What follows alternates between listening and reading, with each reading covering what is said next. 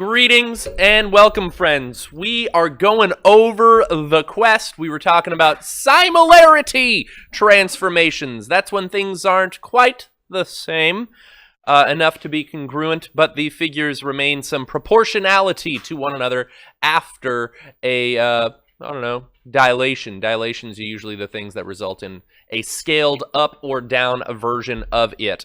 So let's see. Let's take a look at this. So let's first half everything with this dilating. So half of the x and y coordinates for f would throw f prime right here. Half of, let's see, the -4 would be -2. And half of this -4 would be -2, so that means h prime would be right there. Half of this -2 would be -1, and half of that -4 would be -2 for its y coordinate g prime right there. So, man, I'm not able to draw a line that way. And then let's reflect it in the y-axis. So since f prime is 1 unit away here, then f dub prime is right there. G prime is 1 unit away, so 1 unit on the other side of the y-axis would be G double prime. And H prime is 2 units away, so 2 units perpendicular would land me right over here for H double prime. And that is similar to the original here. Let's see, I so cannot draw this line. That's close enough. It's similar. All of its dimensions are going to be 1/2. All of its coordinates in the purple version were 1/2 of their original x and y coordinates. Its perimeter is even 1/2, and its area is 1/4. What you would do to find the area is you square the scale factor, and that would be your relationship. Let's see, could someone throw me a possible transformation, similarity transformation composition that might get me from this one to that one? Also, I think I'm going from orange to purple. All right, so you're going from purple to orange, but yeah, it's tough to tell because you guys don't have color and I have colors, but mine are the wrong. No, yeah, I done inverted them. So yeah, we're gonna go from like the L eventually to the R. So I agree with your steps, Holden, if you were going from the purple to the orange, but I'll try to orange to the purple by inverting the steps that you described. So let's see. So instead of enlargement, mine will be a reduction. If I want to find that scale factor, notice I just could compare dimensions here. So this is 3 units. And this one is 6 units, and I believe those are going to be corresponding sides. 9?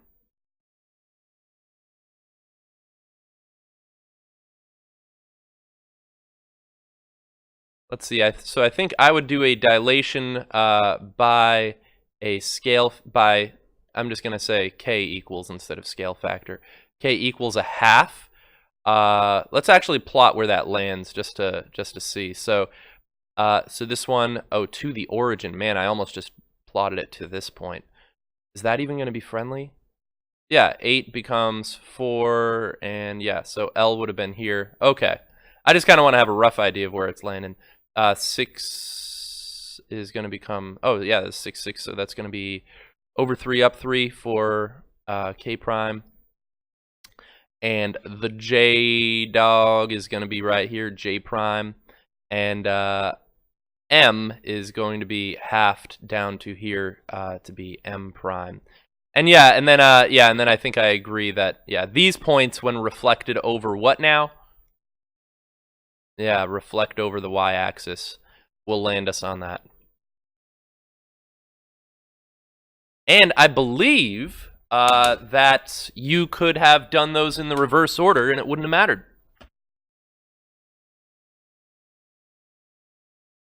I should have realized the long.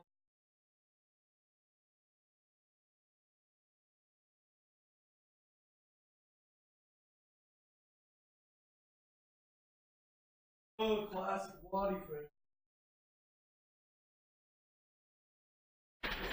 All right, here we go. I'm back. I forgot to give my absent students their packets from yesterday. Ooh, question 10. Look at this. What? Yeah, this is like all crazy sauce. It says, determine whether the polygons with the given vertices are similar. Use transformations to explain. So it looks like I've got, this one is right here. That is not a rectangle. Does anyone have a way of describing or proving that statement? I don't think it's a rhombus. I think it's a parallelogram. Oh, no. I'm a liar. It is not a parallelogram. Yeah, the slope. Oh, sorry.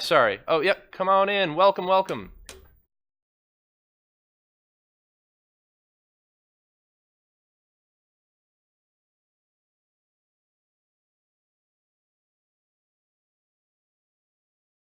As well.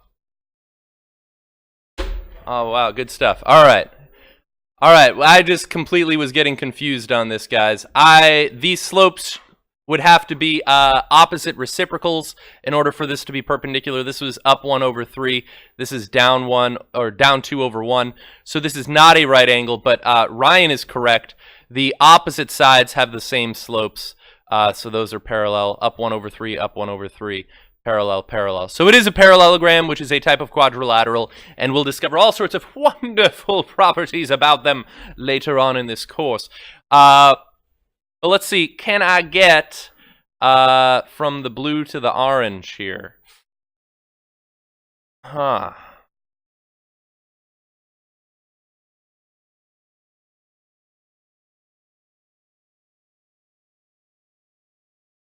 All right, so we're thinking rotate. So are we trying to map t to the z here? T to x. Okay, all right. So that's why we were getting disagreement from our friends.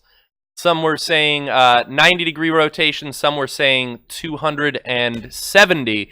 And if these are parallelograms, which I believe they are, then there would be a 180-degree rotation, rotational symmetry of that figure, and that's why we would be having either of those options. Okay. Yeah, I think I'm going to try the 90-degree. And then I might have to do this in 3 moves? Is that what it looks like? What are you guys thinking? Are you...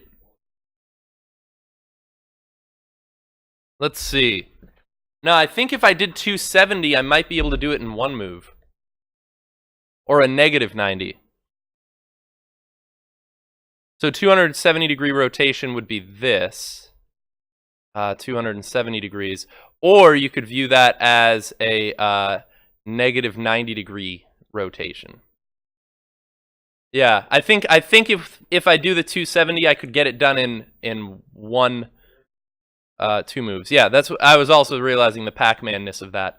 Which it's weird, my kids are way into Pac-Man, and this is like the year 2017. I don't know. Yeah, they watch like YouTube channels about Pac-Man. And then like they'll watch like YouTube mashup channel like videos about like Pac-Man defeating the Hulk. Like, what? What is going on? I don't understand.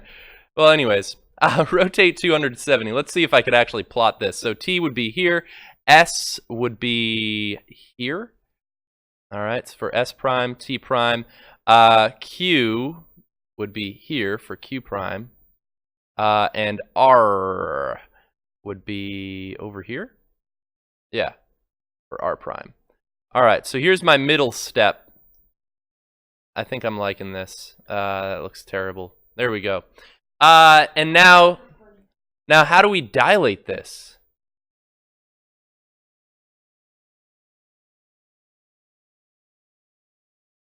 Will it? Yeah, I don't think I'll need to translate it. I think the if I dilate this Q by 2, it'll get scaled up to the W. This R is 2 diagonal units away, and if I double that, that would land 4 diagonal units away and land there. So I think if I just dilate by K equals 2. What? Yeah, you would do a number between 0 and 1 for the scale factor to scale it down. Yep. All right. Man, that one took me a lot more thinking. Oh, okay.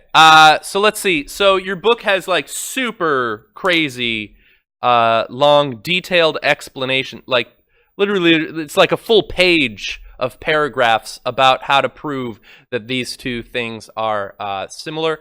I'm going to just show you the general theme, and that's how I feel comfortable with this right now. So it says, basically, I want to prove that these are similar to one another. Similar figures, there is a definition for similar figures that says figures are similar if and only if you can have a similarity transformation that maps one to the other. So I'm going to try to map this one to the t'other. So let's see. Step one, I'm going to say translate. I'm going to start with a translate here. Triangle ABC by vector R, right, like that. So I'm gonna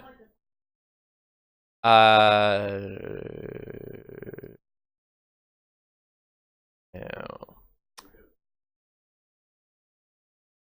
DS. Okay, you could have done a diagonally translated thing. Yep, that's true.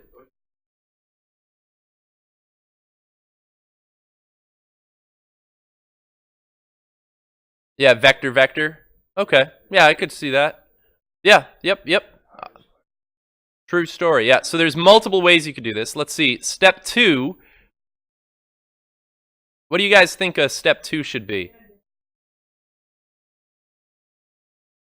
I'm gonna wait to get there. Although you could scale this up over here first. Is that what you're saying? Yeah. All right, we'll scale it up first. We'll do it. Let's do it. So we'll dilate. Question? That's saying that these two are segments are congruent to each other, and these two segments are congruent to each other. So these are isosceles triangles. Yep. So dilate about point R by a scale factor of, and then that's what Holden was telling us.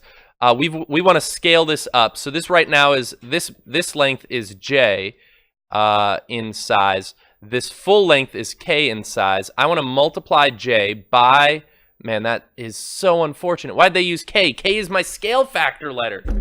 Guys. Well, I'm multiplying J by the scale factor K. All right, I'll just call that SF, scale factor, San Fran. To equal the measurement K. That is the least helpful thing you've ever seen. So to solve for the scale factor K, I would divide both sides by J. All right. And I would get K is equal to, my scale factor is equal to K over J. All right.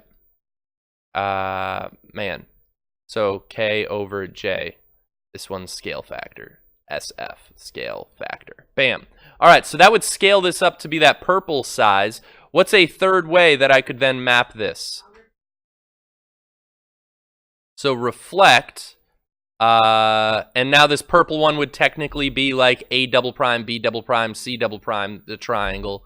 But I'm just gonna call it over, well, the y-axis if I had a coordinate plane, but we'll say over SR, how about, is the way that I could describe segment or line, whichever either would work. So if I reflect that over here, it would then map this perfectly onto that triangle. And then I could say something to the effect of, since there is a similarity transformation, I guess I need to go as far as the F so we don't think transitive. Similarity transformation that maps triangle ABUC to triangle ARST then they are similar. Okay. No, congruent is when the angles are congruent, all of the corresponding angles are congruent, and the side lengths are all congruent. Similar is when the angles are congruent only. Right, but the size was different. So notice that this triangle, right, is smaller than, but it's the same shape. The shape is preserved, but the size is not. So yeah, so there we go. So we've been able to prove similar there. And yeah, your book, literally, it's terrifying what's going on here. Let's see. This is kind of like foreshadowing something we'll talk about later on. Special segments and triangles. It says, connect the midpoints of the sides of triangle QRS. These midpoints are fortunately easy to find because these sides are all kind of divisible by 2. But you could use a midpoint formula. The midpoint is, right, the average of the x coordinates, the average of the y coordinates. But right there is the connecting of the midpoints. And then it asks, is this triangle similar to triangle QRS? It's 1/4 the size, yeah, because we've got the triforce going on here. I think I could then map it. I could rotate.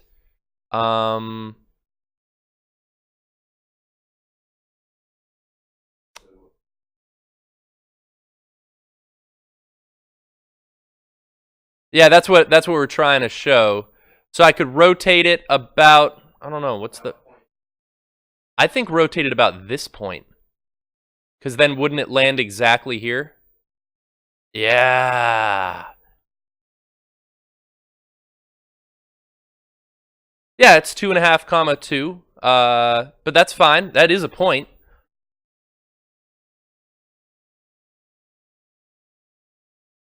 Yeah, you could rotate, translate, dilate. With this point, though, I think I can just get it in 2 steps. Rotate and then dilate. Oh, man, good call. Yeah. Yeah, by $180. Yeah, thank you. And let's see, then dilate by, this is 2 units, this is 4 units, so it's doubling. Dilate about which point? Yep, about point Q. And because I can't do it about the origin, because then it would have like scaled it a little bit offset, right? By k equals 2. All right, and then that's gonna rip.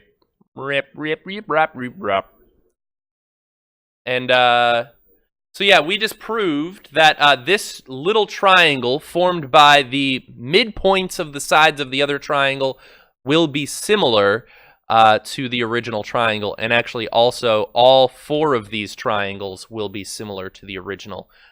You could prove that yourself. By the way, these segments in a triangle we'll call them and define them as being mid-segments of a triangle.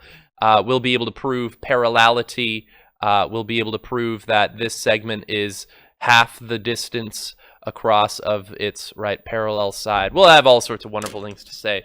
But it is not this day. This day we have a test. Bye. Thanks for watching, friends. Bye.